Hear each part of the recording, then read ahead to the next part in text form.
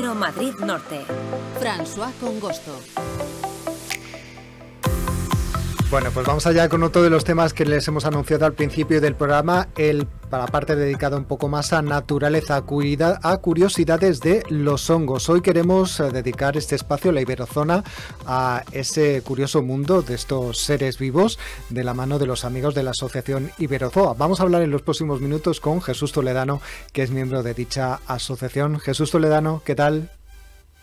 Buenas tardes, encantado de estar otra vez aquí con ustedes. Igualmente, bueno, y antes de nada, feliz año también. Feliz año, igualmente. Bueno, lo primero, me gustaría preguntaros exactamente qué es un hongo, porque según he estado averiguando por ahí, curioseando, no son exactamente ni animales ni plantas. Correcto. Digamos que sería como una especie de ser heterótrofo, ¿no? Como un organismo que es incapaz de elaborar su propia materia orgánica, a partir de sustancias inorgánicas normalmente, por lo que tiene que nutrirse de otros seres vivos, como por ejemplo animales y hongos. No tiene clorofila, no tiene hojas ni raíces y se reproducen por esporas, que es lo que diferencia de casi todos los demás, ¿no? Y normalmente viven como parásitos o simbiosis, que eso ahora lo hablaremos. Y eso realmente no son ni plantas ni animales, están clasificados en otro reino distinto. Ni plantas ni animales ni protozoos ni cromistas. Se distinguen eso, porque son plantas heterótrofas con respecto a las plantas y a los animales, en que poseen paredes celulares, como la quitina, que la quitina la podemos encontrar en los cuernos de los ciervos, y digamos que es lo más parecido dentro del reino, al reino animal, lo más parecido que hay son los hongos, lo más cercano. Es curioso. Bueno, pues ya hemos aprendido una cuestión nueva, ¿no? Ser vivo heterótrofo, que cuando veo el término, cuando lo he escuchado, me ha dejado un poquito sorprendido. Bueno, ¿y qué tipos de reproducción tienen los hongos? Pues puede haber diferentes tipos de hongos y entre ellos encontramos los, digamos, saprófitos, que son los que salen en tocones de madera y demás. Eso todavía ya hablaremos ahora, pero primero hablaremos de los saprófitos, como por ejemplo el Pleurotus ostreatus, la Gloxidia aegarita, que sería la seta de ostras, la seta de chopo, que suelen salir en los tocones de los árboles, y que realmente son materia orgánica, se alimentan de la materia orgánica en descomposición de esos árboles, pero no afectan a los árboles, digamos, no son parásitos. Y esas son comestibles. Luego están las micorrízicas, que serían los boletus, los níscalos, por ejemplo, que micorrizan con árboles, con raíces y con otras plantas, como la seta de cardo, que enraiza y sale en zonas de praderas pisadas por ganado donde hay la planta del cardo, la del cardo setero. Y las parásitas, que serían, por ejemplo, los yesqueros, estos que salen en medio del tronco del árbol y que normalmente parasitan a los árboles e incluso lo acaban matando muchas veces. Esos son los tres tipos: saprófitos, micorrízicos y parásitos. Esos tipos de reproducciones que tienen los hongos. Bueno, Jesús, ¿y cuántas especies de setas u hongos hay en España? Todavía se siguen descubriendo todos los años especies, o sea que está aumentando la lista continuamente y se separan diferentes familias y tal, pero ahora mismo hay en torno a unas 10.000. También un dato que he podido sacar más concretamente de una persona que es un micólogo, que es muy bueno, que se llama Javier, que es de Cuenca, un saludo de aquí, y me ha ayudado también a aprender un poquito también sobre algunos hongos más raros, y eso, unas 10.000 especies más o menos hay catalogadas. Bueno, las setas es bueno, pues uno de los señores del otoño, ¿no? Porque justamente suelen la mayoría surgir, ¿no? En esta época del año. También generan cierto interés para los seteros, aquellas personas que quieren comérselos. Eso sí, suelen normalmente, siempre hay que recomendar tener unas determinadas buenas prácticas para que todos aquellos que se vayan al campo a obtener setas, pues lo hagan de manera adecuada y permitiendo que en una siguiente temporada vuelvan a seguir esas especies, ¿no? ¿Cuáles, digamos, serían esas buenas prácticas?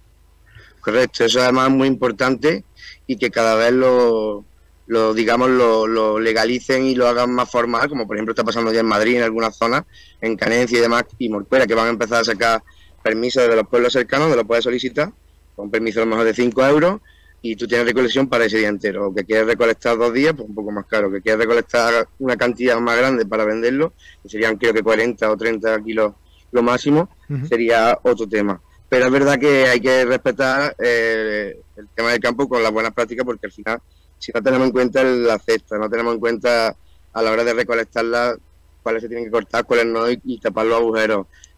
También el hecho de que si es tóxica se le dé patado o se desprecie la seta, que eso se hace mucho y es un error. Ujú. No hay que recolectar ejemplares jóvenes porque todavía no han esporado y no han cumplido su función realmente, ¿no? Ujú. La cesta sobre todo realmente también es importante porque mantiene la seta en un buen estado, no se apachurran ni se condensan como podría pasar en una bolsa de plástico, porque realmente para que la seta espore, digamos que ya siendo adulta no tendría tanta espora y aparte necesitaría una especie de factor que se llama factor gota de agua, que necesita que el agua toque el himenio y la lámina y suelte la espora. Y si no está lloviendo, mientras llevan la seta en la seta, pues realmente no cumple esa función de esporar, pero se mete dentro de buenas prácticas porque al final es una manera también más limpia y más sana de llevar la seta Ujú. y también de respetar un poco el tema de las cantidades y que no se te estropeen los ejemplares. Ujú. Bueno, Eso es muy importante. ajá. Sí, yo me acuerdo al respecto de esta cuestión de esas buenas prácticas, algo que hemos visto alguna vez, incluso lo han llegado a denunciar guardas forestales que se habían encontrado en una zona de setas con alguien había ido rastrillando y bueno, pues había arrasado prácticamente, ¿no? con estos hongos que había en esa zona. Obviamente esto no hay que hacerlo. Es un error porque al final lo que está reventando el suelo, la parte del micelio, que eso no lo he comentado antes, pero un hongo como tal es todo el componente, pero lo que está abajo realmente sería el micelio, que es como una maraña de telaraña que se conectan entre sí también pues con algunas raíces de árboles, dependiendo de las especies, y digamos que ese micelio tú al rastrillar estás levantando ese suelo, exponiéndolo a inclemencia, a heladas, a bacterias o a bichos, Ujú. a que el hongo al final acabe muriendo, ¿no? Entonces es bastante peligrosa esa práctica porque además no es selectiva y va destrozando lo que es esa capa del suelo que es súper importante en materia orgánica también para Ujú. que salga ese micelio y pueda seguir colonizando otros Ujú. años, ¿no? Siguiendo la seta. Ujú. Bueno, hemos hablado de que hay gente que recolecta setas, normalmente en otoño, y que se encuentra con algunas que son comestibles. Por cierto, ¿cuántas son comercializadas en España con esa función, esa intención gastronómica? Creo que más o menos se pueden encontrar más de 50 a 55 ejemplares de setas comestibles que las podemos comprar. Es verdad que no todas están en todos los sitios. Dependiendo también de la zona donde estés y en los pueblos en los que estés y demás, pues habrá un ejemplar, una especie o más cultura a una seta, pero claro, siempre están hablando bajo un certificado de higiénico-sanitario y un análisis previo, ¿no? Para que el consumo de esa seta no sea equívoco con una especie tóxica y pueda haber una intoxicación. Entonces, bueno, luego ya aparte lo que pase en pueblos, que pues, se sabe que siempre se comercializan también entre restaurantes y a veces pues puede dar algún sustillo, hay que tenerlo también muy presente. Entonces, Ujú. unas 55 especies son las que se pueden comercializar más o menos de manera legal. Ujú. Comestibles, pues podrá haber más de 200, 300 o más. En el norte de Europa, por ejemplo, hay mucha cultura con las setas y allí, por ejemplo, hay muchas especies y muchos géneros que se comen más que aquí, como por ejemplo el género rusural, en este caso las rúsulas, Ujú. serían Nos unas habéis pasado, comestibles. ajá, nos habéis pasado algunas fotos, ¿no? de setas para poder ver durante este rato de conversación. Me han Eso llamado es. la atención algunas, son de unas formas bastante peculiares. Sí, sí, sí, vaya a ver que en la naturaleza se producen muchos, por eso el nombre un poco, ¿no?, del curioso mundo de los hongos, porque al final en todo hay siempre anomalías y es bonito también, porque al final son seres vivos y hay que admirarlos, ¿no? Mira, aquí Ujú. empezáis, por ejemplo, con varios ejemplares. Estos serían los Clatros rubres, o en este caso el Coleus iroinduneaus, que se parece un montón, pero este está más en el sur y es más pequeñito. Hay ahí pies azules, pero bueno, si quieres ahora, por ejemplo, en los que hemos visto que sería el níscalo, que sale el número 1, es este de aquí, eso es. Ahora después hablaremos de esa malformación que tiene arriba, Ujú. pero bueno, dentro de las setas más conocidas, algunas de las especies de las comestibles comercializadas que hay, sería el níscalo que ha aparecido, sería este de aquí, luego sería el Boletus edulis, que sería la 2, la segunda. Esa especie, por ejemplo, es muy reconocida y además es muy preciada también en gastronomía y tiene precios elevados a nivel comercial. Luego tenemos también la seta de cardo, que sería la Pleurotus eringis, que también tenemos foto de ella, que es la siguiente. También tendríamos esa, suele salir en praderas, son las pisadas por ganado, micorriza bastante con las raíces del Eryngium campestre, que sería el cardo setero, y es una seta considerada entre 2 y 3 tenedores, bastante buena. Aquí tenemos también la seta de chopo, si queremos pasar más rápido, que sería la Abrocibe agarita o Ciclocibe agarita, le han cambiado el nombre ya varias veces, Esto también es buen comestible y suelen salir en zonas de ribera, al lado de Aliso, de Olmos, de Chopin, que es lo más común.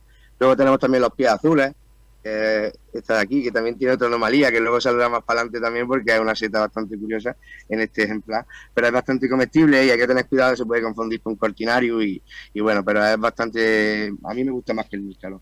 Luego tenemos también el rebozuelo, que esta para mí es mi favorita, que sería el cantarello, hay varias especies, ese es el payén en concreto. Aquí en mi tierra está el alborufescén, hay cibarius, suplinosus, y está muy rica, es una seta que huele al baricoque y sabe a carne. Ah. Y luego tenemos la gallipirna o el parasol, que es la Macrolepiota procera, que también es un manjar bastante grande, con las bases de las setas se hacen pisas y está muy rica. Bueno, todos aquellos que nos estén siguiendo esta conversación a través de nuestras redes sociales, ya saben, YouTube y Facebook, bueno, pues pueden ver esas imágenes, y aquellos que nos estén escuchando en la radio, pues les recomendamos acudir esta tarde a nuestro digital, a madridnorte24horas.com, y ver el vídeo, ¿no? Que también es una manera de deleitarse con estas formas de las setas. Jesús, te preguntaba por estas setas que tienen unas formas un poquito particulares, ¿no? Que sorprenden, ¿no? Por sus colores, formas, etcétera, etcétera. Ponnos un par de ejemplos. Pues mira, aquí tenéis varios ejemplos que son los dedos del diablo, y en este caso la jaula del diablo, que sería la Clatus rubes o la Colio iranus, que nunca me sé el nombre, que en este caso está aquí en Córdoba. Esa es la Clatus archery, esa fue en Cantabria, esa foto. Son setas que al final tienen una forma y unos colores que recuerdan a la carne en putrefacción, y cuando tú te acercas a ellas, huelen a muerte, huelen a putrefacción, y atraen a un tipo de dípteros, de moscas, que son sus polinizadoras. Se ponen por la seta, se posan por ahí porque son atraídas creyendo que es carne muerta, y se les pegan las patas las esporas que luego las van transportando. Y es muy interesante este hongo también, porque al final las formas que tienen a veces son como de otro planeta, ¿no? Entiendo. Y también incluso pueden tener hasta malformaciones las setas. Eso es. El caso que hemos visto antes de los níscalos y de los pies azules, que si quiere ponerlo aquí el compañero, que sería el 1 y el 5, eso es. Ahí tenéis un ejemplo de cuando salen dos setas a la vez y una al final acaba predominando sobre la otra. Eso es lo que pensamos, la teoría que tenemos, y ha levantado la otra, se ha quedado sin pie la otra, pero se está nutriendo de la de abajo y por eso no se pudre, y se ha quedado como arriba, como un gemelo. Y eso en ese caso, ejemplo, es el mismo, pero una lepista nuda. Eso fue en Madrid Norte también, en la zona de por debajo de Cercedilla. Esa es muy chula esa foto. Bueno, es una casita. Jesús, se nos acaba el tiempo. Me gustaría preguntarte por último, porque lo he comentado en un momento del programa, también tenemos, fíjate, una seta bioluminiscente. Eso es, háblanos. Eso es, una de las más chulas que tenemos, que es la única aquí en España, creo que tiene esa propiedad, que sería la seta de olivo. Sale, como bien dice el nombre, en olivo, un Palatus olearius. He tenido un ejemplo con la bioluminiscencia de noche. Es una pasada, una pasada. Bueno, pues este caso también, obviamente, si salimos de noche, ¿no?, a buscar este tipo de setas. Bueno, nos ha quedado por hablar de muchas más setas. Yo creo que lo vamos a dejar para una siguiente entrega, ¿no?, con vosotros, ¿no?, con Iberozoa. Por supuesto. Además que quiere hablar de cosas muy importantes como las toxicidades, posibles confusiones y algunas propiedades no micológicas y medicinales de la seta, que eso lo hablaremos, si queréis, en otro capítulo. Perfecto. Es que el mundo de las setas, de los hongos, no solamente es muy amplio, sino que tiene muchas curiosidades, ¿no? Y no se pueden abarcar todas en una sola conversación. Bueno, pues Jesús Toledano, muchas gracias por hablarnos de estas curiosidades y nos vemos en una próxima vez. Feliz año. Ha sido un placer, igualmente. Feliz año. Hasta luego, adiós.